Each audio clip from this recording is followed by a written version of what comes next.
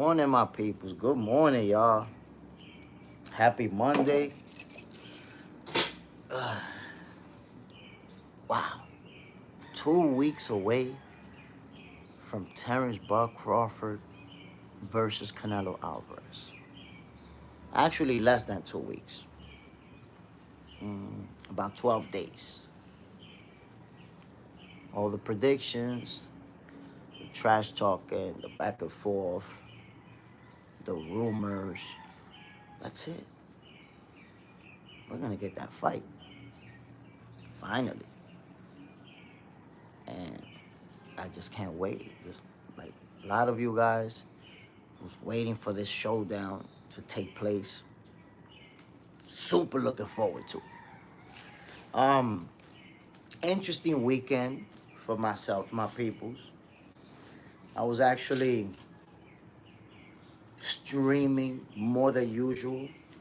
So some of those um, people who's been supporting me for the longest, who's been subscribed to Box Center, since it was 100, 200 subscribers, were tuning in.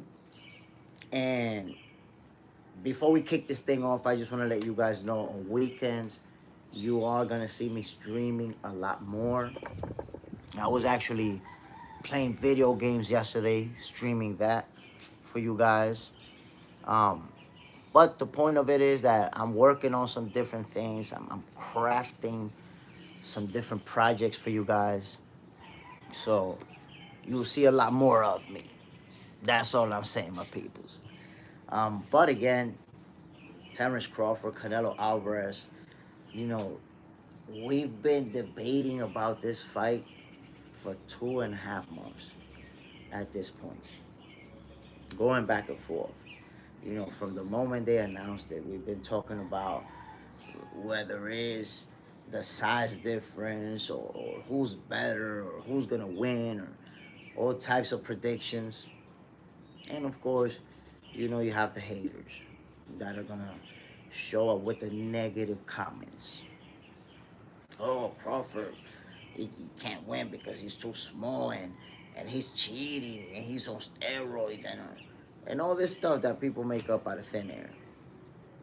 The fake narratives that are spread by these YouTubers that, just make stuff up out of thin air, spread it, and then the people who follow them on their platforms but want to believe that it's real and keep doing the same.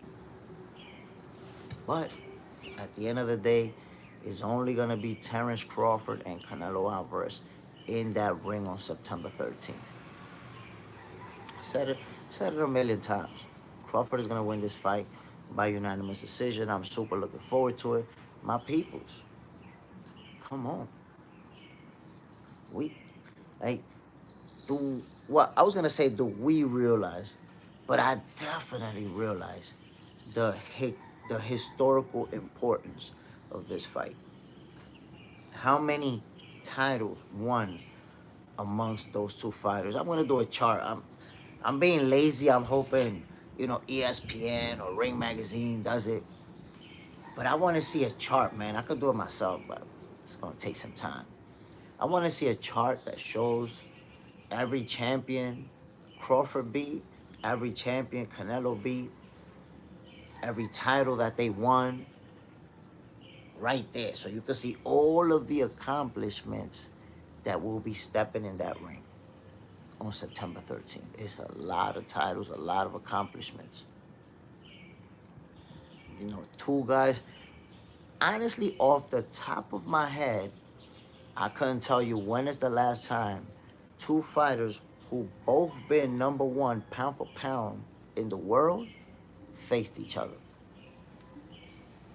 I can't off the top. I would have to Google it because I don't know off the top of my head. So while people are busy, down talking this fight or trying to hate or stuff like that, there's many of us who understand how big this actually is. How important this fight. This one is gonna go down in history. Regardless of the outcome. I don't want to hurt nobody's feelings this early in the morning. So I'm not gonna tell you that Crawford is gonna whoop that ass. But regardless of the outcome, this fight is gonna be historic. 310 in the building. Grand Rising. Salute, family. Bam. This fight is gonna be historic. My peoples. Happy Monday, man. Y'all already know what it is. I'm Jay Smith. This is Box Center. And guess what? A brand new episode of Boxing for Breakfast is going down this morning. Yes, sir. Canelo Alvarez versus Terence Crawford. That's happening in 2 weeks.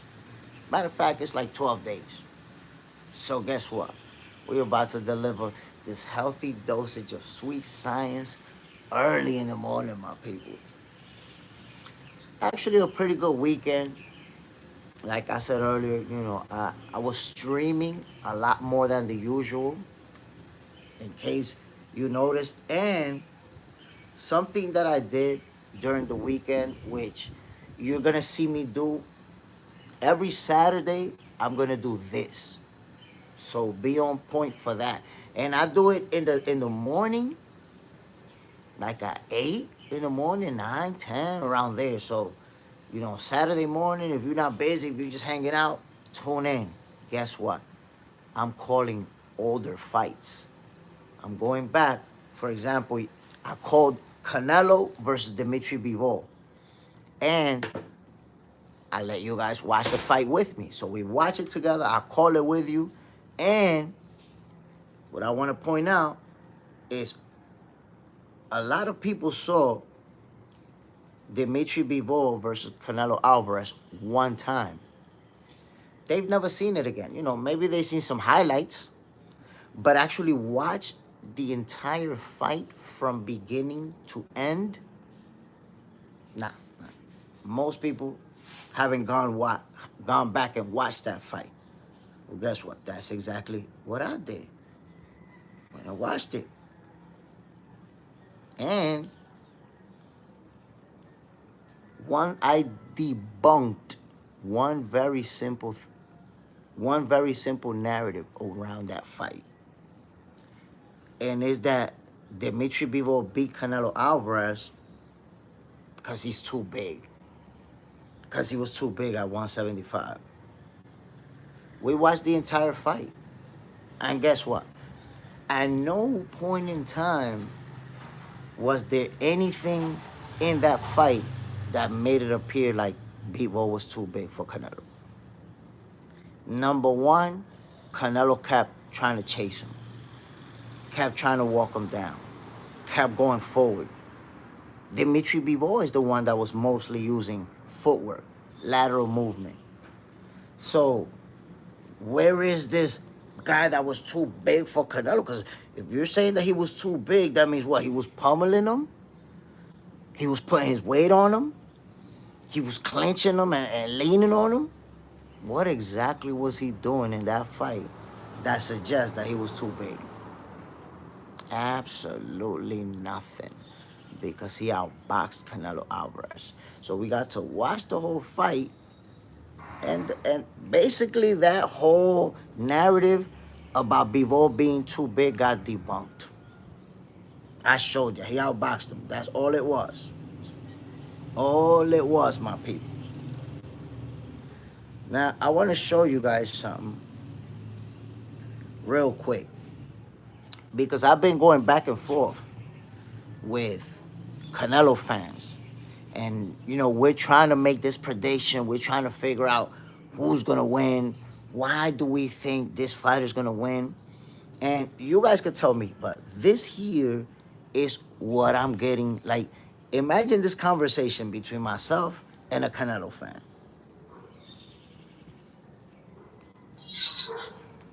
You went to the hospital for a simple treatment. Oh, nah. You won't be able to read that shit. Damn. It's subtitles, man. Since my screen is backward like this, y'all won't be able to read it. But I actually have, the conversation, how it plays out. And I want to show you guys something. Check this out. If Terence Crawford beats, or when he beats Canelo Alvarez, the all-time greats, he's He's already on the top 10 with beating Canelo. But if he moves back down to 154 and he throws a young bull, one of them hungry lions, Fedora, Boots, Virgil, if he does that, we're going to have a conversation about that number one spot. We're going to have to talk about who's the greatest fighter of all time. When Terence Crawford done moved up 2 divisions, thrown the face of boxing, and moved back down 2 divisions, and thrown a young bull. Now already being a 3 division undisputed champion, the only one in history. We're going to have to talk about the number one spot. We're going to have to talk about who's the greatest fighter of all time. That's what I'm saying. If Terence Crawford beats... Now, I'm talking about historical significance. Somehow, some way, people don't give Crawford his flowers. After all the accomplishments, undefeated record, and still have the naysayers at this point in his career is crazy. But that's just the way that it is. And finally, my people, we're gonna get that fight in 12 days. The only thing that I'm like, I cannot believe this, is that there's already people who are expressing their excuse as to why Crawford is gonna win. Whether it's Canelo's not the same anymore, so that's why. Or no, look, because Crawford, he's with Snack and Victor Conti. If he wins, that's gonna be, suspicious. So it's the naysayers that you're like, wow, is there anything that Terence Crawford can accomplish for you to say, okay, yeah, he got it. He's that dope. What can he do, my peoples? What can Terence Crawford do? But on September 13th, that's exactly what he's gonna do. The same way. Look, I want you to take this into consideration. Y'all remember when Terence Crawford and Errol Spence was gonna fight? And the whole narrative around that fight was how Errol is so much bigger, how he's so much stronger, how Crawford was not gonna be able to handle the power, how Errol was gonna break him down to the body, because he's a body snatcher, how Crawford got hurt against Gamboa. Imagine what Errol's gonna do to him. How did that fight play out? Doesn't that narrative sound familiar? So much bigger, so much stronger. Crawford is smaller, so much power. He's gonna get broken down to the body. Doesn't that really sound familiar? Like a familiar narrative? Shit, I would say it sounds identical to what we're hearing right now. So I say, okay. So you're telling me that the exact same narrative that we saw, 2 years ago is playing out right now, and it's the same people that see it the same way. Last warning. Morning, my brother. Salute. Bam. Appreciate you dropping in, my G. You already know what it is, man. This is another episode of Boxing for Breakfast, where you get your healthy dosage of sweet science early in the morning. But again, Terence Crawford, Canelo Alvarez going down in 2 weeks, and you see the hate that Terence Crawford got during the lead up to the Errol Spence fight. And then after the fight, he was hated even more for pummeling Errol the way that he did. Now, he's going up against Canelo Alvarez, and basically the entire Errol Spence fan base, the entire Tank Davis fan base, not the entire Tank Davis fan base, but at least the entire Tankomaniacs, they all Canelo fans right now. Last warning, yeah, The hate is real. Bro, listen. The hate for Terence Crawford is so real that there's a bunch of private groups in social media, YouTube channel, just social media platforms who are dedicated to making up stories about Terence Crawford, who are dedicated to spreading a narrative. Listen, there's boxing groups out there in Facebook, and in other platforms where you see posts about Terence Crawford being on steroid every single day. And it'll be like the same group of people. It'll be like 4 or 5 people who will post that shit every single day. Victor Conte, Victor Conte, Terence Crawford, Victor Conte. Think about how long how long ago Victor Conte got out of jail. You don't even have to think about it. I'm gonna tell you. Matter of fact, I would just say when was Snack founded? See, my people, that's the thing. I don't like to make assumptions. I like to talk with facts, right? Now, when did Victor Conte get out of jail?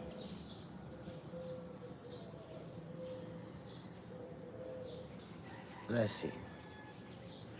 Founder of Alco, Victor Conte.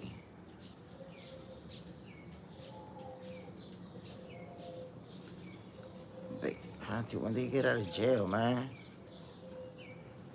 Oh, he was only in jail for 4 months. Okay, so he got out of jail either in 2005 or 2006. Bro, we're talking about this dude got out of jail almost 20 years ago. I'm talking about Victor Conte. Almost 20 years ago that he's been out of jail. When have we seen people put a focus on the guy that they talking about him every single day and posting about him every day? Ah, but now Terence Crawford is there, so now they post about him. Now they talk about him every day.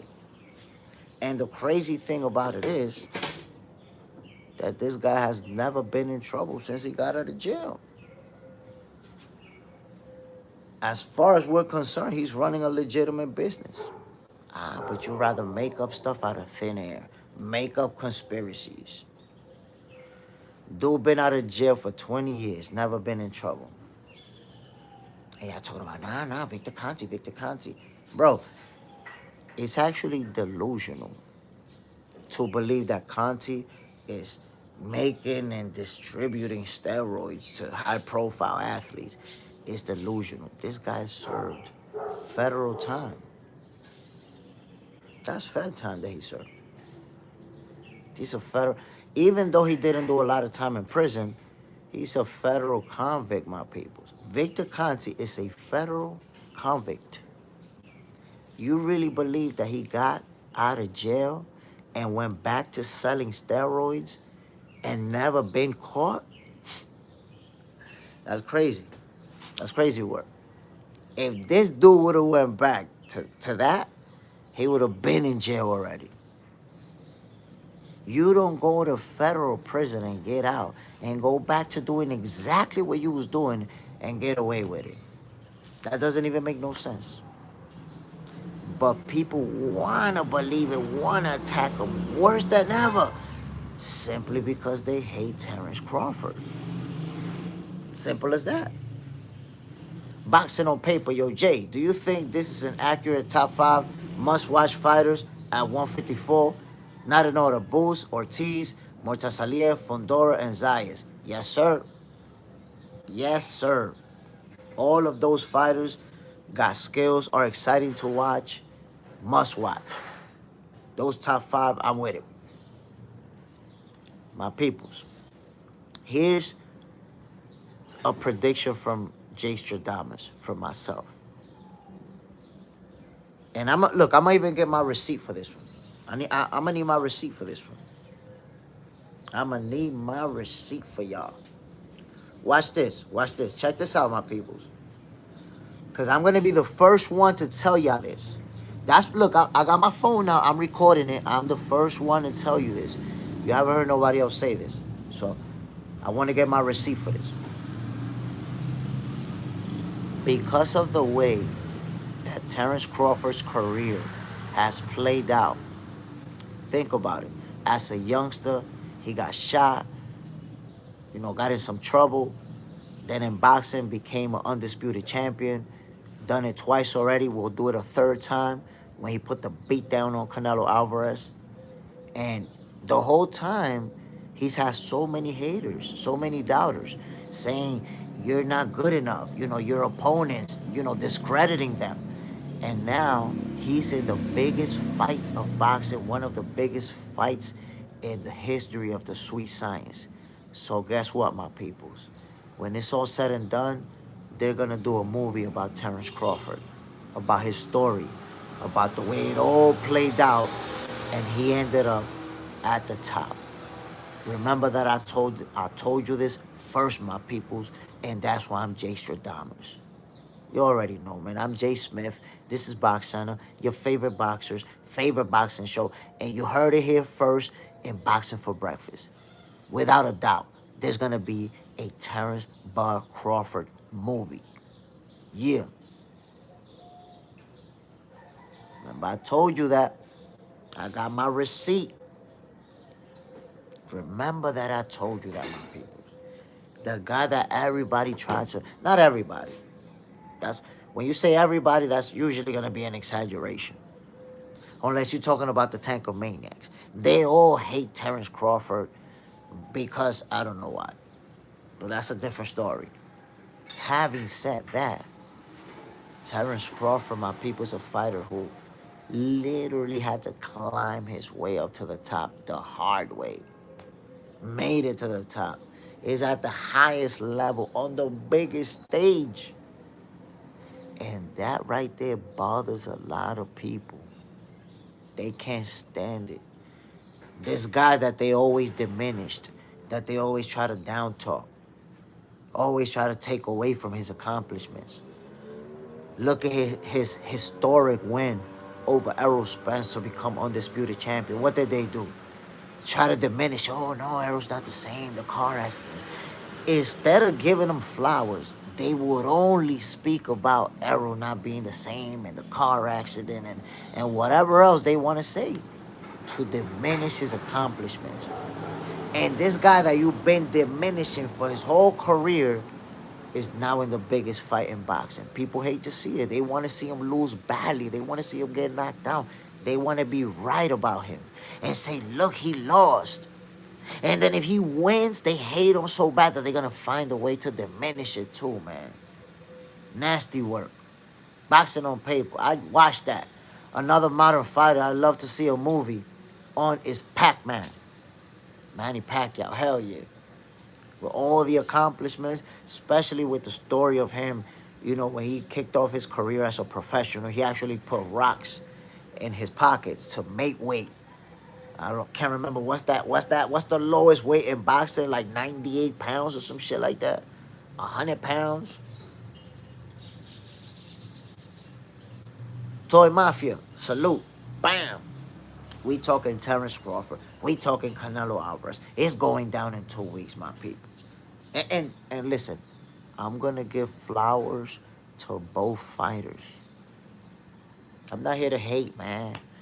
Just because I feel like Terence Crawford is gonna put the baits on Canelo doesn't mean that I gotta hate on him. But again, Bud is that fighter who you say, damn, how is this guy doing everything right? Winning titles, accomplishing, and still have so many people just hating on him. When I hear somebody say, nah, yo, Terence Crawford, if you really think about it, Terence Crawford ain't beat nobody. And I say, nah, bro, the really The reason why you really got to think about it is because that's what it takes for you to figure out an angle to hate on them. You really got to think about it to come up with that goofy ass shit. That's the point. Come on, my peoples. We got two great fighters. Two fighters who both been number one on the pound for pound list. Two fighters who both been undisputed. All I'm saying. Come on. Come on, my people. Terence Crawford got so much hate during the lead up to the Errol Spence fight.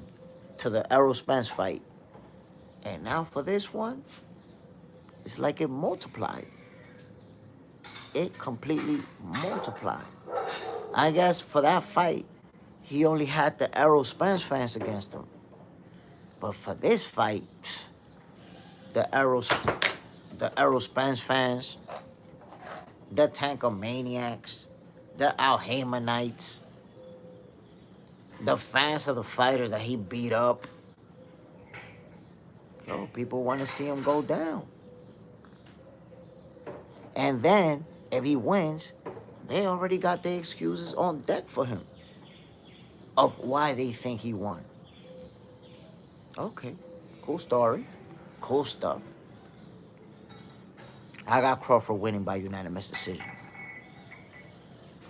But then let's talk about the side of Canelo Alvarez, because I said I was going to give him his flowers, right? I spoke about Crawford. You know, what a career he has had. Climbed all the way to this level. All of them accomplishments. Let's talk about Canelo Alvarez, though. You think about it, my peoples, it's fair to say that Canelo Alvarez is the greatest Mexican fighter of all time. If you disagree, that's okay. But he's the most accomplished. No Mexican fighter has beat more champions than Canelo Alvarez. I want you to think about the fact that when Floyd Mayweather is brought up as the greatest ever, one of the factors that is usually brought up is the number of champions that he beat. Was it, what, 23, 24? I know it's in the 20s. That's one of the things that is brought up. Like, look how many champions he beat. So it's not just the undefeated record, because you could be undefeated and not fight anybody. So Floyd Mayweather beat more champions than any other fighter in history. That's what solidifies that argument. So when you look at Canelo Alvarez, let's use that same logic. He's the Mexican fighter to beat the most champions in history. You gotta give it to him. So even if you don't acknowledge him as the greatest Mexican fighter of all time, you have to understand that he's one of the guys. Whether you have him at 1, 2, or 3, you have to have him up there. Because, look, there's also I would say the emotional factor. Why? To some people, Julio Cesar Chavez is going to be the greatest Mexican fighter of all time, no matter what. No matter what anybody else accomplishes, Julio Cesar Chavez is going to be the guy. But Canelo beat more champions than him. Come on now. If we look at the resume, you're going to have to give it to Canelo. But since it's a matter of opinion, you can choose whoever you feel like choosing, right? But Canelo Alvarez is without a doubt one of the greatest Mexican fighters of all time. Took a loss to Floyd Mayweather early in his career. By the way, 23 years old is not too young. Forget that. That's cap. Forget it. Don't say it no more. I don't want to hear it. I don't want to hear, no, he was too young when he lost to Floyd Mayweather. You know why?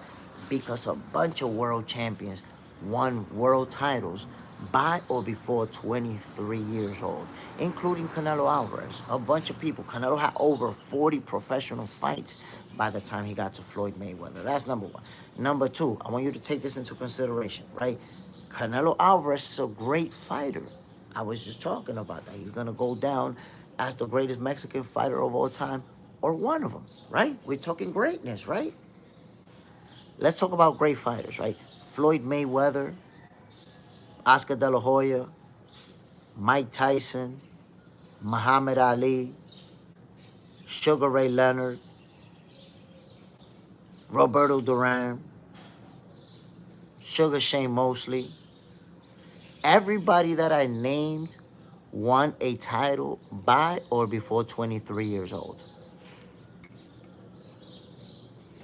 But Canelo was too young at 23 when he had more boxing experience, more in-ring experience, more professional experience than every single fighter I mentioned. And he's also amongst the greats. So no, he was not too young at 23 years old. Floyd whooped his ass because he was the better boxer. But let's proceed. Canelo Alvarez took that L to Floyd Mayweather and immediately became a better fighter. Immediately, you saw the improvement in head movement, in, well, it's hard to say in footwork because Canelo's not, the best footwork guy, but you saw more movement in the ring, more lateral movement, more waist movement. Canelo understood that these boxers with these sharp hands and these angles was going to give him problems. So you started to see his style improving drastically. And what a run Canelo had after losing to Floyd Mayweather. Winning titles, unifying titles, winning in multiple divisions. And throughout that process, he became the face of boxing. So there you have it. Canelo Alvarez has had a monster career across different divisions. Big names, future Hall of Famers, world champions, reigning world champions, former world champions, highly ranked opponents. And today Canelo is consistently the highest or amongst the highest paid fighters. And that's been the case since he lost to Floyd Mayweather. Which, by the way, is the proof that taking a loss doesn't mean that it's over for a fighter's career. He lost to Mayweather. He lost to Floyd Mayweather, and now he's one of the highest paid fighters. And the face of, widely considered the face of boxing, and it's about to be involved in the biggest fight in boxing. So, for those who say Canelo's gonna win this fight by late stoppage, or he has the skills to outbox Crawford, or he has the power to knock him out, there's a reason for that, and that's okay. It's okay to see it that way because Canelo is a great fighter. That's a reasonable assumption. Now, to say that he's gonna wash Terence Crawford, I think that's crazy work. Wash. When is the last time that you saw an undefeated reigning world champion get washed? I'm gonna tell you, Errol Spence. Errol Spence got washed. But then keep going from there. What other, it's not common. I'm not saying it doesn't happen, but it's not common to see an undefeated reigning champion just get washed. So to make that assumption is crazy. Oh, this guy who's never been down in his career, never been stopped, never took an L. He's just gonna get washed and knocked out. I don't know, man. I don't know. To me, that sounds more like an emotional opinion. I don't like this guy. I hope he get knocked out in the second or third. So that becomes your prediction. What you want to happen, what you're hoping for, becomes your prediction. I'm not predicting that Terence Crawford is gonna beat Canelo by unanimous decision because that's what I want to happen. That's my prediction because it's how I see the fight playing out. That's what I want you guys to see. I see the fight playing out that way. Styles make fights, by the way. The notion that, oh no, Terence Crawford struggled against Madrimov and Canelo gonna, just don't even bring that up no more, my people. Terence Crawford is not gonna fight Canelo Alvarez the same way he fought Madrimov. There's no point. There is no point in bringing that up, my people.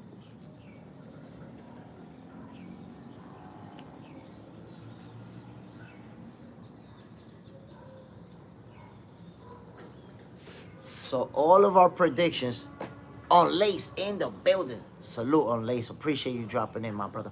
Bam. We talking Canelo Alvarez. We talking Terence Crawford. Less than 2 weeks away. 12 days away. We finally gonna get this smoke.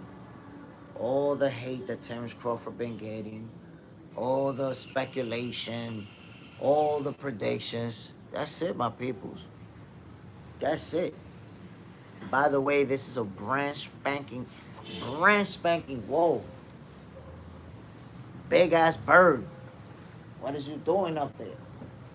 This is a brand spanking new episode of Boxing for Breakfast where you get your healthy dosage of sweet science early in the morning. Yo, if you're just waking up, enjoy your breakfast, my peoples. I know some of you on your way to work, on your way to do whatever you gotta do, handling your business early in the morning. Some of you headed to go for a nice run. Some of you going to the gym to work out. Some of you literally getting out of bed right now. Yo, it's 6:48 in the morning right here. You see it, my peoples. We talking boxing. We doing it. Boxing for breakfast. Check it. All I'm gonna tell you is, and I said it already, if you decide to actually change your mind and accept that Terence Crawford is gonna win the fight on September 13th, you're gonna suffer less when you watch him put hands on Canelo. Because if you spent 2 to 3 months trying to tell me or trying to tell anybody or trying to tell everybody that Arrow was too big and too strong and Crawford wasn't gonna be able to handle the power, watching that fight, you must have felt every Terence Crawford straight left hand to the face, left hook to the kisser, right hook to the face, right hook to the ears. You must have felt every one of those punches like they was landing on you. So I know the feeling. That's why a lot of people don't like Terence Crawford. Let's be honest. When you've been saying this guy's not that good, this guy's not that good, my people, nah, I can't accept it. I can't accept his resume. I can hate on every one of his opponents. I can hate on everything he done. He not that great. And then you watch him do great things. What can you do? Try to diminish it. That's all you got left. That's all you got left, my people. Try to diminish the great wins. Let's see what y'all gonna say on September 13th, man. Some people already saying it. I'm saying let's see what y'all gonna say. Because I'm expecting maybe some new excuses. You know, I think we're gonna get the Canelo didn't look the same and he just wasn't the same excuse. And let me point something out. I was watching Terence Crawford versus Errol Spence. On that was yesterday. I was watching. No, on Saturday. I was watching that fight on Saturday, and I showed everybody Errol Spence before getting hurt. His punch output, his power, everything looked good. He just started to unravel. The more punishment he was taking, the more he was unraveling. But before that, and he landed some big shots on Terence Crawford. To the melon, to the wig piece, to the mouth, to the jaw. And Terence Crawford didn't go down. Supposedly, what a lot of people said is that since Gamboa hurt him, Errol Spence was going to knock him out, right? Errol Spence was going to knock him out clean because Gamboa hurt him. But it did not exactly play out that way, did it? So just consider this logic, my peoples. If you thought that Crawford was going to get knocked out by Errol Spence because Gamboa hurt him, and Spence never hurt Crawford at any time, hits a lot harder than Gamboa, but never hurt him. What does that mean? He simply couldn't catch Bud with that right shot. You see, it doesn't matter what happened between Crawford and Gamboa over 10 years ago. It really doesn't matter. How did it help Errol? For those who assumed that Crawford wasn't going to be able to handle the power of Errol Spence, how did it work for Errol that Gamboa hurt Crawford? So that's exactly your argument. If you made that argument when they was going to fight, you shouldn't even be making the argument about size right now. Because what that says is that you didn't learn shit. You did not learn about how boxing actually works. Or, like I said before, you're not formulating an opinion as you should. That's the issue.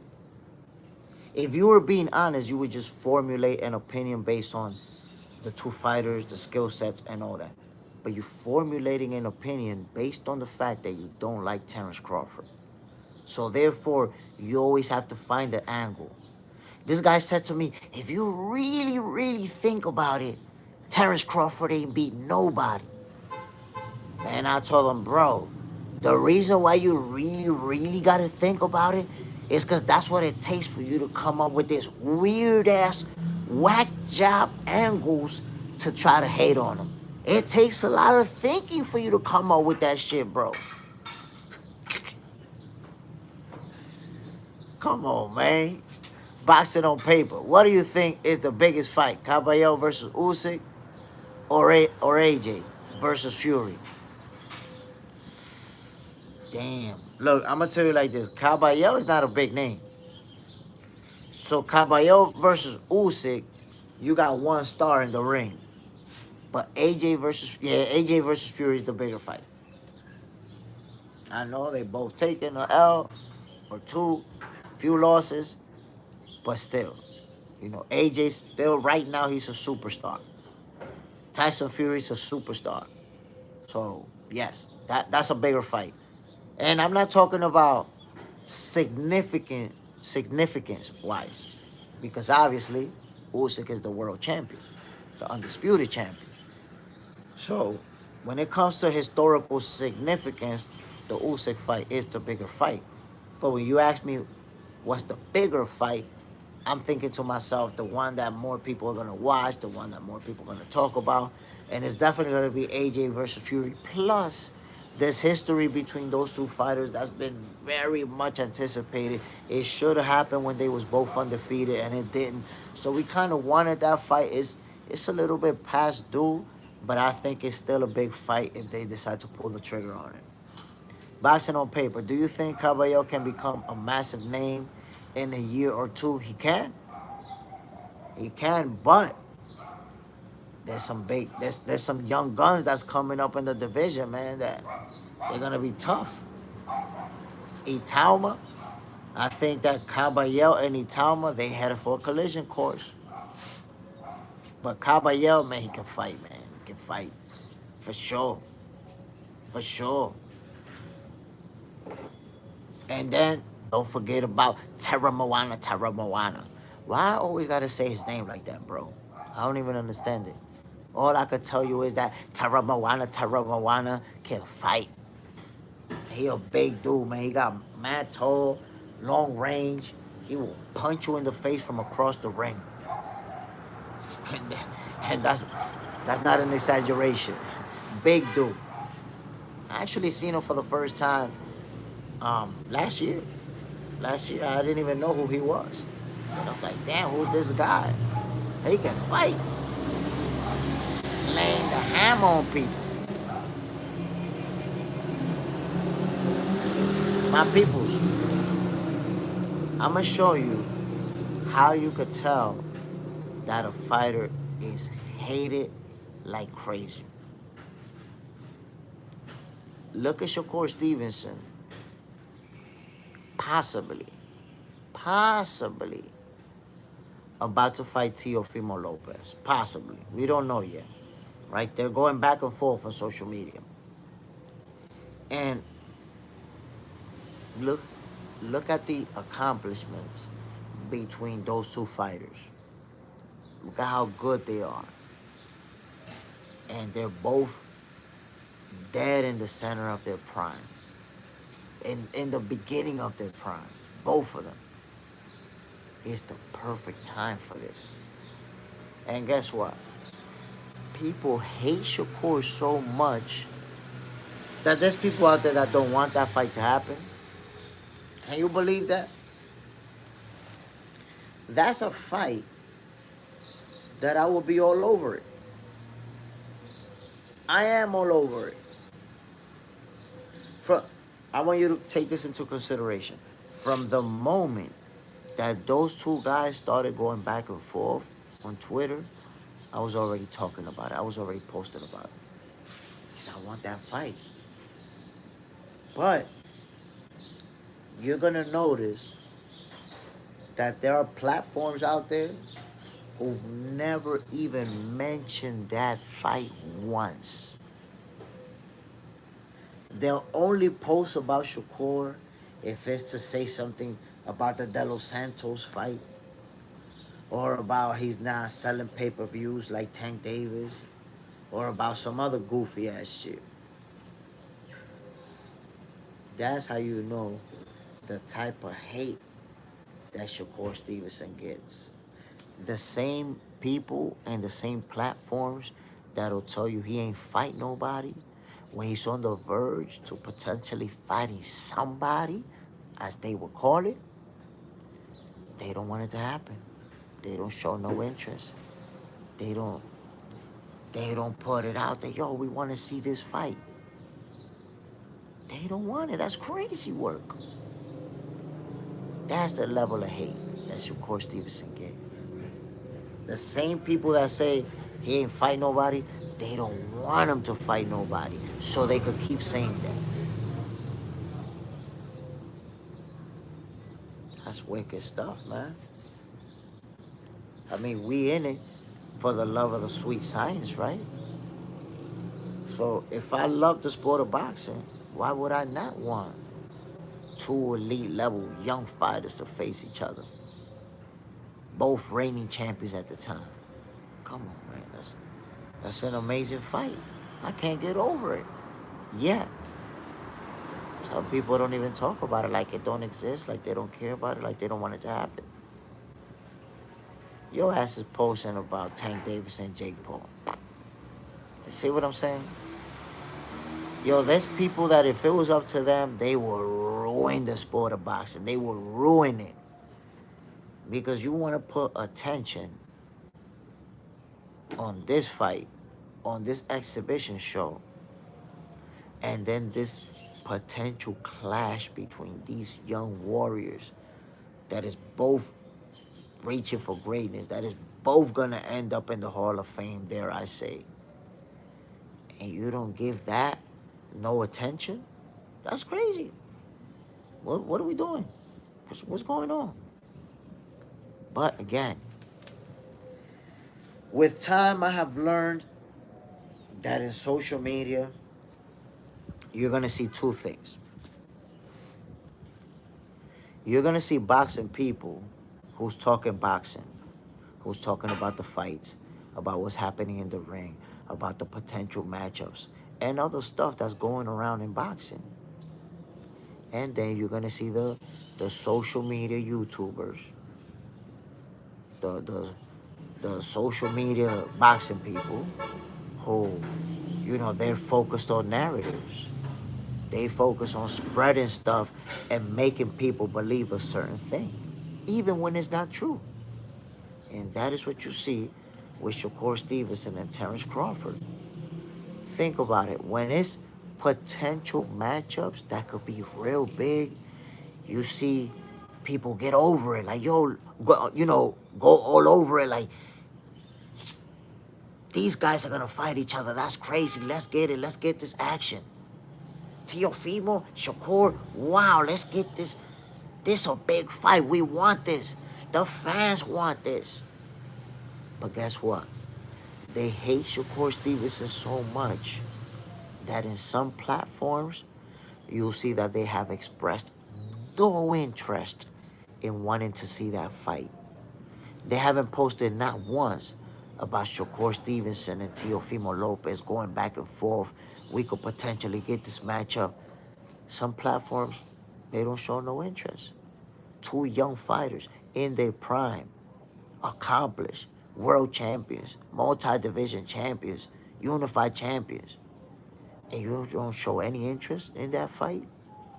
But you interested in Tank Davis versus Jake Paul. You interested in that exhibition show. But you're not interested in these two reigning world champions. You're not posting about this. You're not getting the fans excited about this, right? I'm telling you, some of these platforms, it's a circus show. That's the reality, my peoples. Boxing on paper. Terra Moana, Itama, and Jololov are gonna make the division insane. I wonder if one of them will be the one to dethrone Usyk before he goes out, or Usyk will retire as a champion. Look, Usyk, he suggested that he's not retiring anytime soon. Because a reporter told him, hey, look, you're already older at, I think he's 38. And he said, that's not old. No, that's not old. So that almost suggested that he's not planning on retiring right now. But is he going to give an opportunity to a young lion? We have to see. Because obviously those young fighters, the only way they get a shot at Usyk is becoming a mandatory. And he decides to defend the title. That's the only way. The thing is, we want to see those fights with the young lion coming up versus, the guy at the top who's already on his way out. Oftentimes, it's hard to get those fights because that guy that's at the top, he's almost on his way out. He's not thinking about giving an opportunity to a young lion. He's thinking already, I'm almost out. I got to make the most money. I got to fight the biggest name. That's it. So it's almost like you have to take a detour from your personal plan to go help this kid out, to give him an opportunity. And it's hard. Oftentimes, you're not going to see it. They're going to say, nah, man, I got shit to do. I'm not going to get in the ring with this young kid, possibly take a loss, or even in a win, a tough fight where I'm going to have to get beat up. Nah, I'll pass on that. Fury's not going to get in there with no Moses Itama. And I'm telling you, Fury beats Itama right now, but in the process of beating him, He's gonna take a lot of punishment. He's gonna take a lot of punches. Face gonna get all bruised up, probably a broken nose, all type of shit. Usyk don't want to be on that type of fight, involved in that type of fight. You know, on his way out, without it being a title fight, a big fight. You know, versus a superstar that it's on a different level. So the only way that I see Usyk fighting Moses Italma is if Italma becomes his mandatory. Okay, you're the mandatory. Let's get it. Let's go. And by the way, I personally feel like Moses Italma should not fight Usyk right now. I think they should wait a couple years. Remember, man, he's only 20 years old. 20 years old, my people. So wait a little bit more.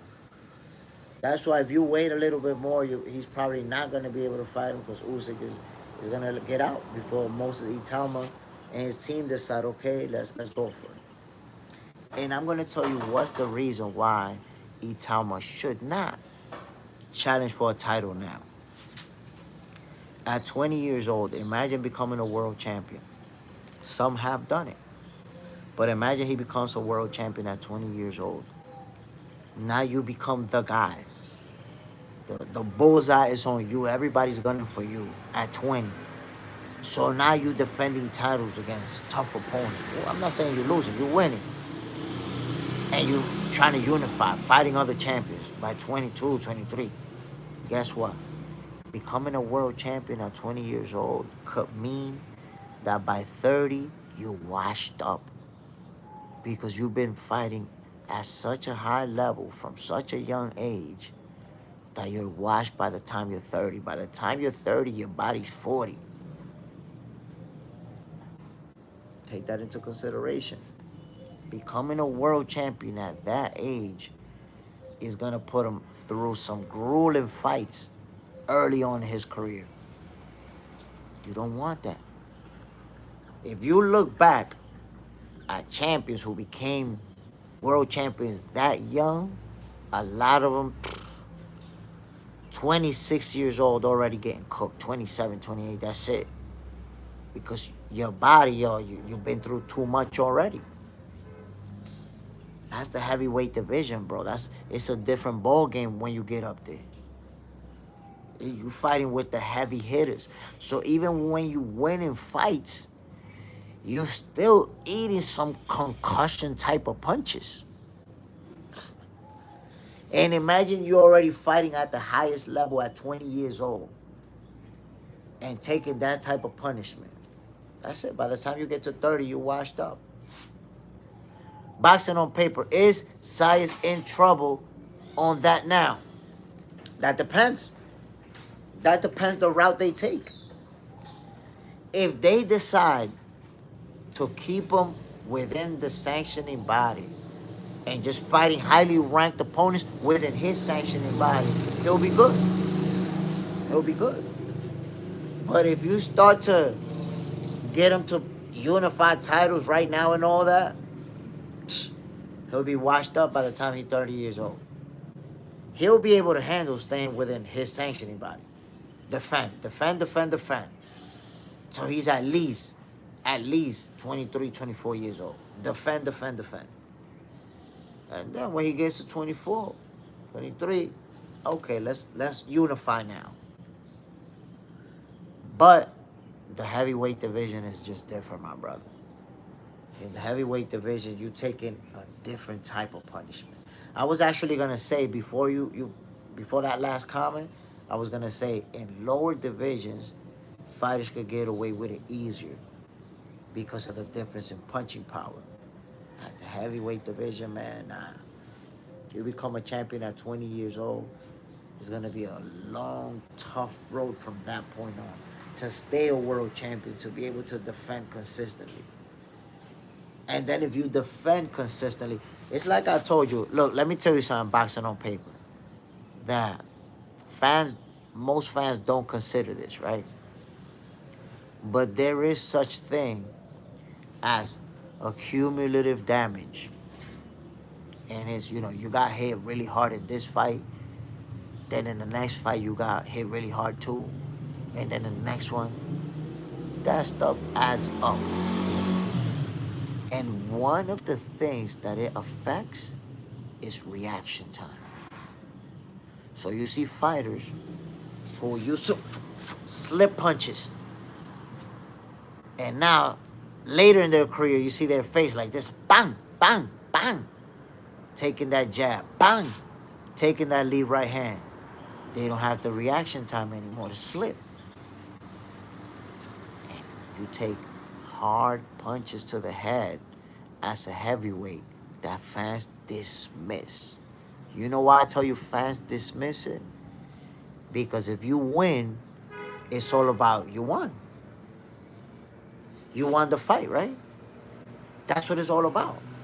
So they don't look at the punishment that you actually took in the process of winning that fight. They don't see that part. And fighters get hit hard, too. Even when they win, even when they look good, they eat some hard punches, too. But when you're doing that at the heavyweight division, it's a different ball game. You could win the fight, but you ate a lot of punches. Then you win the next fight, but you ate a lot of punches. Win the next fight. Guess what? A lot of punches. And your mouthpiece. Move on to the next one. A healthy dosage of punches in your mouthpiece. And in the heavyweight division, those add up. Another thing that fans don't consider, fighters get concussions all the time. Yes, sir. They get concussions all the time from big punches to the head. So again, when you're a heavyweight and you become a world champion at 20 years old, it's a long road. Very long road. I would say for a heavyweight to have longevity and they became a champion at 20 years old, they would have to have a style like Muhammad Ali. They would have to have a style where they use that footwork a lot. They use that head movement. And Floyd made a point that I have made in the past.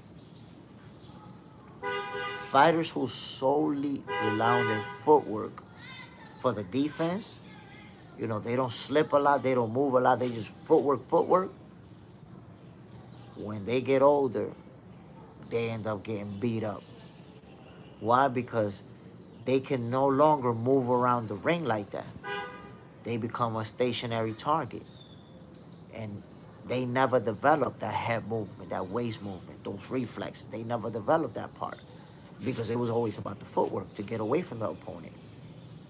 When they no longer have that footwork, it's time to get your ass beat. You're going to take a beating, homie. Boxing on paper, I know who you're talking about. Nah, my brother, honestly, I wasn't talking about anybody specifically. That applies to a lot of fighters. A lot of fighters. But, again, my peoples, Terence Crawford, Canelo Alvarez is going down in 12 days. Everybody already made it. I don't think there's a single person walking the earth. I'm referring to boxing fans. I don't think there's a single boxing fan walking the earth who hasn't already made a prediction about Terence Crawford versus Canelo Alvarez. That's it. All the predictions are in. That's it. Locked in.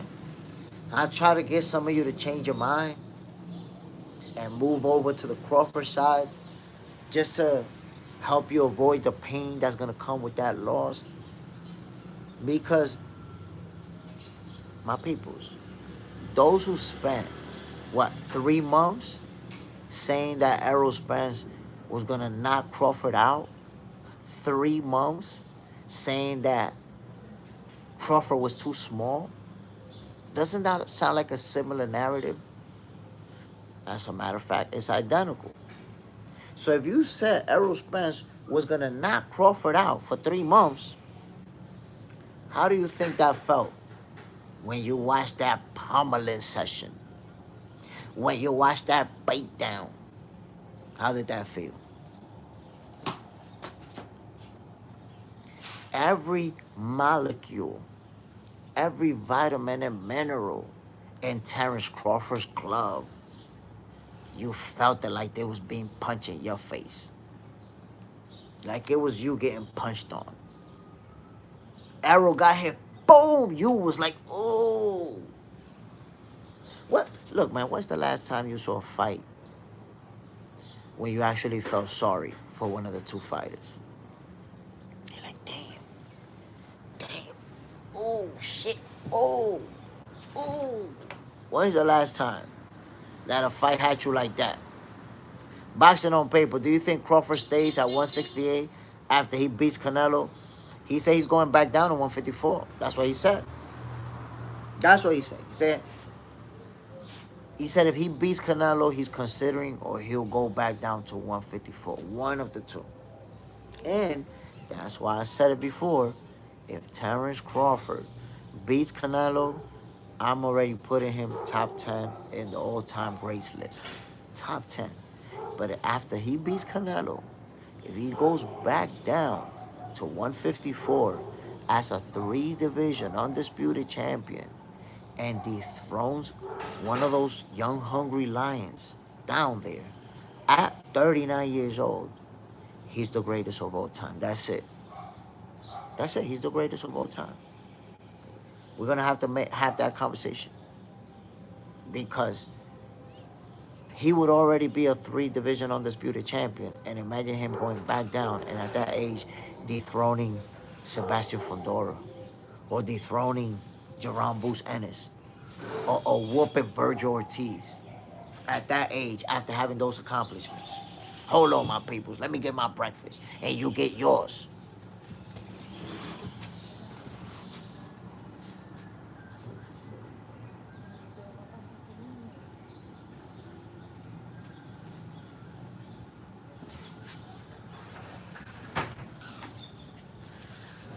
My peoples.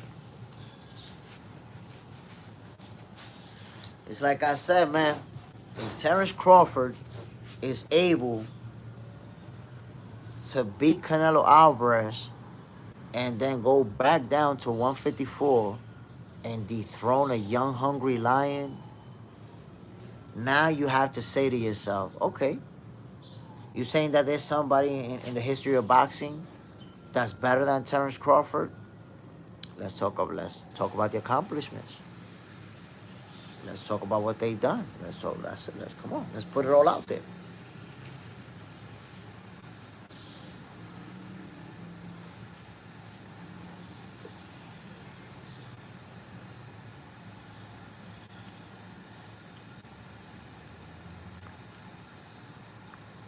My people, this is my breakfast right here. 2 boiled eggs. That's it. That's what I'm having this morning. You already know it. Brand new episode of Boxing for Breakfast. Getting your healthy dosage of sweet science. Boxing on paper. Crawford versus Boots is the one. Man, listen. I wanted to see that fight happen at the welterweight division. It didn't happen. Boots turned it down. Could have fought Crawford on BLK Prime. You know, Boziana said they decided to be loyal to Steven Espinosa and Showtime. They turned it down. So to be honest, after Terence Crawford moved up and Boots expressed that he wanted to become undisputed at the welterweight division, I felt like, I said, the ship sailed on that fight. We'll never get it. And then when Crawford and Canelo was announced at 168, I said, okay, we'll never get that fight. That's it. That ship definitely sailed. But now Boots has moved to 154, and Terence Crawford has stated, after facing Canelo, and whooping his ass, he may go back down to 154 as well. Which, by the way, he's a reigning champion in that division. He holds a title. So I don't know. I thought that ship has sailed, but it has not. It hasn't. Terence Crawford versus Jerome Boots Ennis is a fight that can still happen. The odds are against it, to be honest. The odds are slim. Because I feel like if Crawford does go back down to 154, he's going to challenge Fundora. Or he's going to challenge, somebody who has a title. And Boots doesn't have one right now. Plus, he said that he's going to... Look at this. Boots is going to fight 2 tune-ups.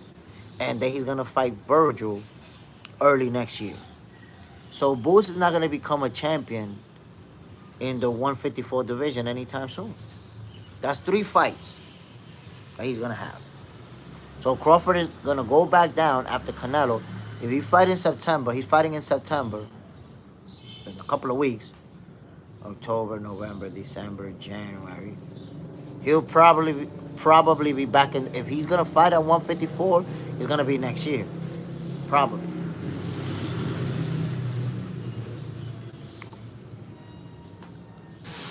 Raw Dog. Boots busy doing tune-ups. No comment. No comment. I mean, honestly, Raw Dog, I got mixed emotions when it comes to that. You know why?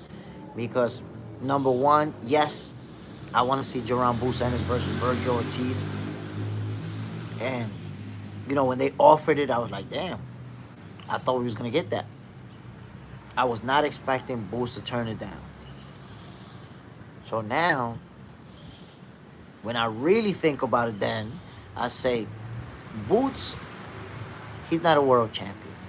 Virgil, he's not a world champion. You know what? If we wait till at least one of them is a world champion, it's a good fight. It's a better fight. It's a bigger fight. So, mixed emotions. I wanted to see it happen, but I understand why it's better for us to wait. Matt McCartney, wait till you see what 27-year-old left-handed 6'6" Sebastian Fundora does to soon-to-be 37-year-old 5'7" balding Keith Thurman. This will be an old-fashioned beatdown. Remember this. You're going to be wrong, Matt. You're going to be wrong because you're being very dismissive of Keith Thurman.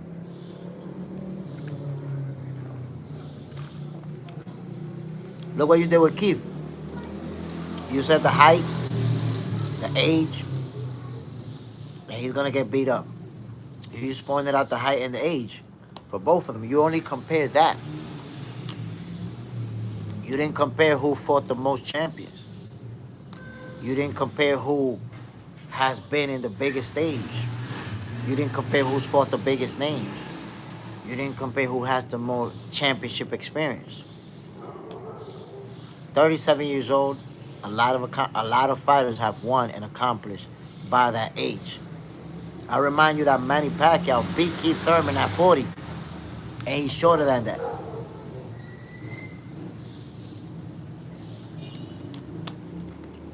That's going to be a good fight, man. Keith Thurman is not getting washed.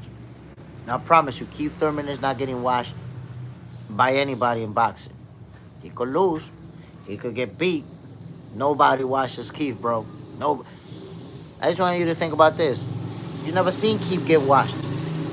Never seen him get washed. He got one loss versus Manny Pacquiao, who's a Hall of Famer, an all-time great, and you already decided that he's cooked like that? Think about it. He's never been washed in his whole career and just got one loss. Boxing on paper. Keith's still hungry too. Listen. Right now, I would say that Keith Thurman is fighting with a chip on his shoulder. Why? It's been a very long time since he was a world champion. Long time since he fought on the big stage. And That's it. He knows he's at the tail end of his career. So he's trying to go on that one last run to grab himself a title. Got a chip on his shoulder.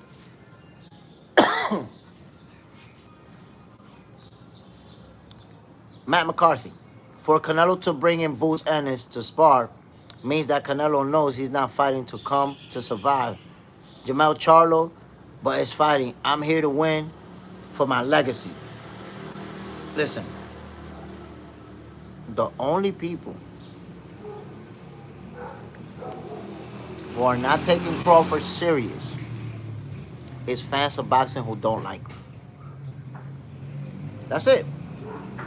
But if you look at Canelo Alvarez, the way that he's treating this fight and the way that he talks about it, you know how serious he's taking Terence Crawford. Out of his own mouth, Canelo has said, no, that he's one of the greatest fighters that I ever fought. Out of his own mouth. So, don't let the fan narrative fool you. Oh, yeah. Canelo don't believe you. Canelo know what Terence Crawford really about.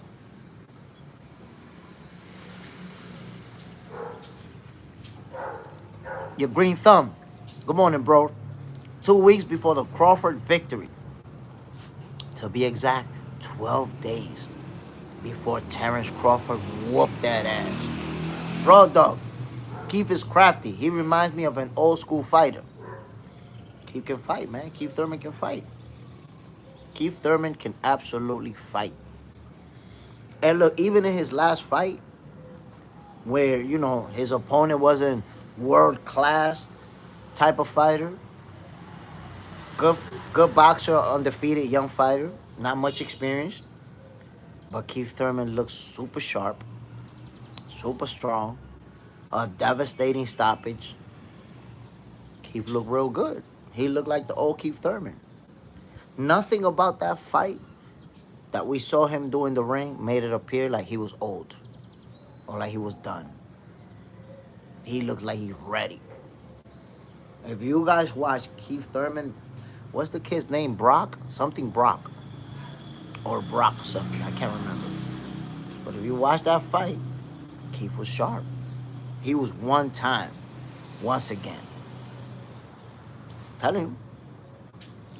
My peoples, let me know, why do you guys think, and I want your honest opinion. Tell me your honest opinion. How come there's a lot of attention you see on social media on some fights, some potential fights, but then others, some platforms don't even talk about them? You see Shakur Stevenson and Teofimo Lopez going back and forth on Twitter. This fight could happen. Why you guys think that we're not seeing some platforms even talking about that fight or showing interest in it? We're talking about two young, undefeated fighters in their prime, accomplished. Why platforms are not calling for that fight? Almost like they don't care about it.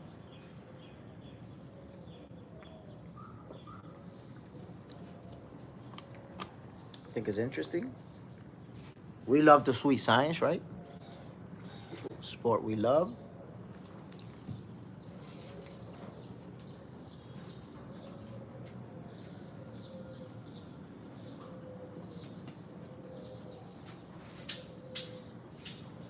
We love the sport of boxing, my people. And we want to see the best fight the best. That's what I was saying, right? We want to see the best fight the best. So why would these two young fighters go back and forth? These platforms don't express interest in that fight. But they'll talk to you about Tank Davis and Jake Paul and that exhibition show. They'll talk about that.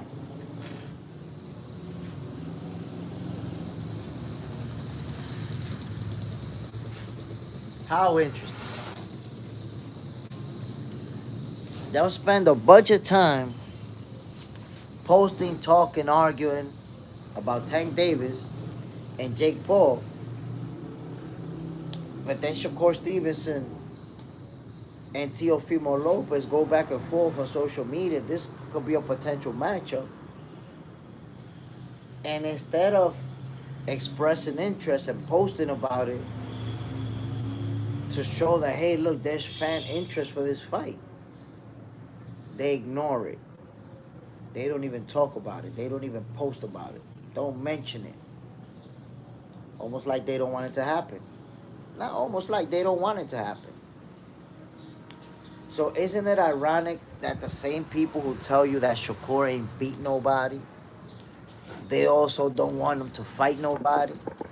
They also don't show no interest in him fighting nobody? I'm trying to figure that out. How is it that you could tell me, yo, Shakur, he ain't fight nobody? And then when I say, bro, what do you think about Shakur and Teofimo Lopez? Nah, I don't really want to see that fight because I prefer for Teofimo to fight somebody else. God damn. Okay. What do you think about Shakur and Tank Davis?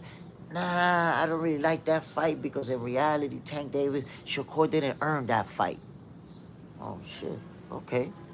Yo, but how about Shakur Stevenson versus Ryan Garcia? Nah, I don't really like that fight because Ryan Garcia, he's not even all that anyways. He was only all that when Tank Davis beat him. But for Shakur, he's not even all that, so I don't want that fight either.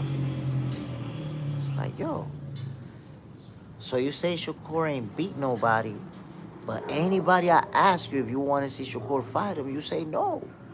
So you don't want to, I get it. You don't want him to have the opportunity to fight anybody, so you could keep that narrative alive. Raw Dog, too busy selling Canelo versus Crawford.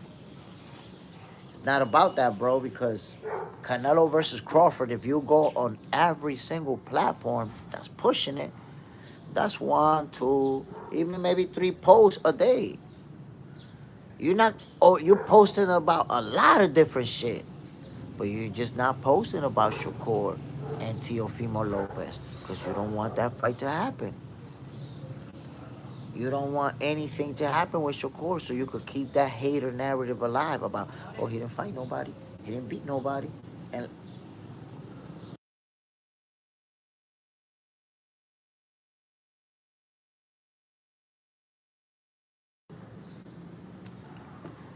And that's why I say, people, sometimes, you got to wonder, are folks really fans of boxing? Because as a boxing fan, what I've always wanted was the biggest fights, was the best fights. Not necessarily the biggest fights. Let me correct that. Because sometimes the best fights are not necessarily the biggest, right? But I've always wanted the best fights, the best fighting the best. And it used to be that way before, like every boxing fan wanted that. That's what we all wanted. That has changed. The the landscape of boxing fan base has changed. We want to debate about who's making the most money, who's selling the pay-per-views, and who's putting the butts in seats. People want to make that the topic of conversation now. So you might actually be more popular for putting butts in seats than for accomplishing, for you know, more more popular for putting butts in seats than someone who beat world champions. Because hey, you're selling, right? You're selling a lot, you're making money, getting that paper. Oh shit! God damn. Got up here. Dame miedo.